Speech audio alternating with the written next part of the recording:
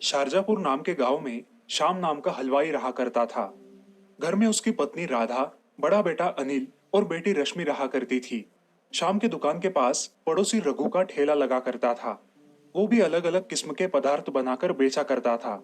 शाम को उसकी पत्नी राधा उसके काम में बहुत मदद किया करती थी और साथ ही में वो घर गृहस्थी भी संभाला करती थी। एक दिन शाम की दुकान पर उसका बेटा अनिल आया और बोला, पिताजी, मेरा स्कूल में पहला नंबर आया है। सच में बेटा? ये लो, तुम कचौरी और जलेबी खाओ। पिताजी, इसका अव्वल नंबर आया तो आप इसे कचौरियाँ दे रहे हो, और मेरा अव्वल नंबर आया तो मुझे कोई पूछता ही नहीं। अरे, मैं तो भूल ही गया। मेरी राजकुमारी के नंबर भी कभी कम आ सकते हैं क्या? मुझे इस अनिल से ज्यादा चाहिए। अच्छा, ले लो, मगर मेरा एक काम करना पड़ेगा। कौन सा काम पिताजी? माँ को बोलना 5 किलो गुलाब जामुन बनाकर तैयार रखना। अब दोनों बच्चे कचौरी और जलेबी खाकर घर चले जाते हैं। रघु की लड़की प्रिया भी उन दोनों के साथ पढ़ा करती थी, मगर शाम की तरक्की और उसके बच्चों का अव्वल नंबर आता देख रघु बहुत जलता था। उसी दिन राधा राशन लाने के लिए बाजार जाती है। बहुत तेज धूप होने के कारण राधा को चक्कर आ जाता है और वो एक जगह पर बैठ जाती है। थोड़ी देर बाद वो घर जाने के लिए निकलती है। अब राधा घर पहुंचकर आराम करने लगती है। कुछ देर बाद राधा के बच्चे घर पर आते हैं और राधा को देखकर बोलते हैं, क्या हुआ है माँ तुम्हें? बेटा, चक्कर आ गया था, जरा फैन लगा दो, मुझे बहुत गर्मी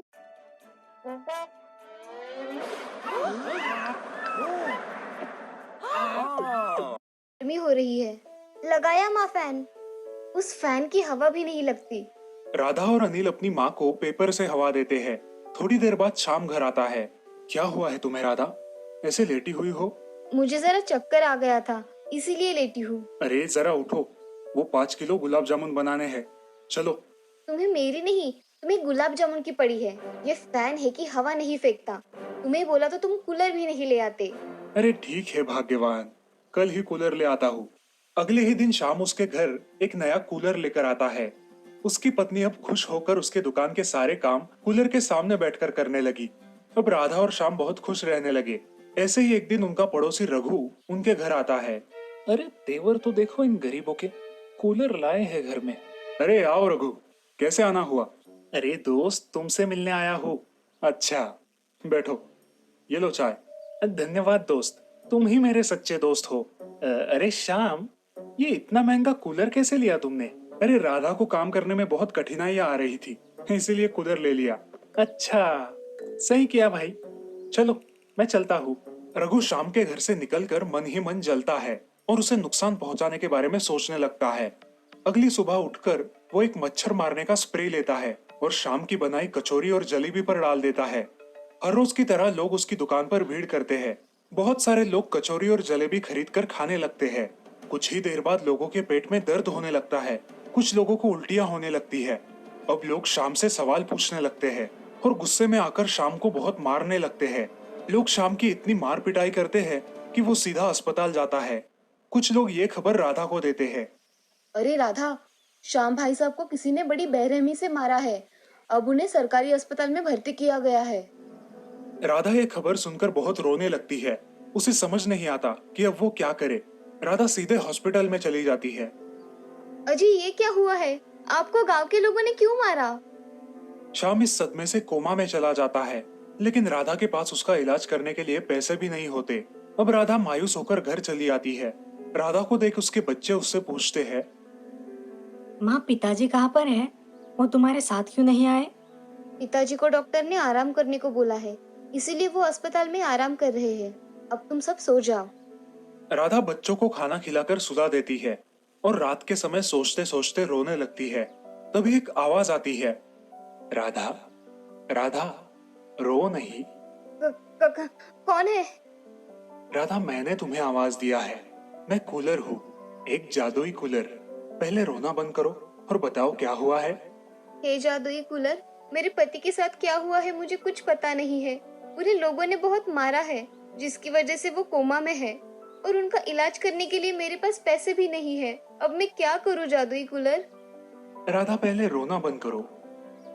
कूलर उसके सामने 1 लाख रुपए रख देता है और उसे राधा को लेने के लिए कहता है। ये पैसे मैं कैसे ले सकती हूँ? ये मेरे नहीं है। मैं गरीबों की मदद करता हूँ, इसलिए तुम्हें ये दे रहा हूँ। इसे लेकर तुम शाम का इलाज करना। राधा कूलर को धन्यवाद देकर वो पैसे ले लेती है और शाम को अच्छे अस्पताल में भर्ती करवाकर उसका इलाज करवाती है। कुछ दिनों बाद शाम ठीक हो जाता है और घर आता है। अब कूलर फिर से उसे 1 लाख रुपए देता है नया धंधा शुरू करने के लिए।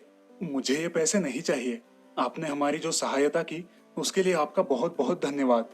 ये अच्छे काम के लिए है, तुम ले लो। अगले दिन रघु को उस जादुई कूलर की बात पता चलती है और वो उस कूलर को चुराने का विचार मन में लाता है। उसी रात रघु वो कूलर चुरा लेता है और अपने घर ले जाकर छुपा देता है। अच्छा हुआ अब ये कूलर हमारे घर आ गया। अब मैं जितना चाहूँ उतना पैसा कमा सकता हूँ। हे जादुई कूलर, मुझे 1 लाख रुपए दे दे।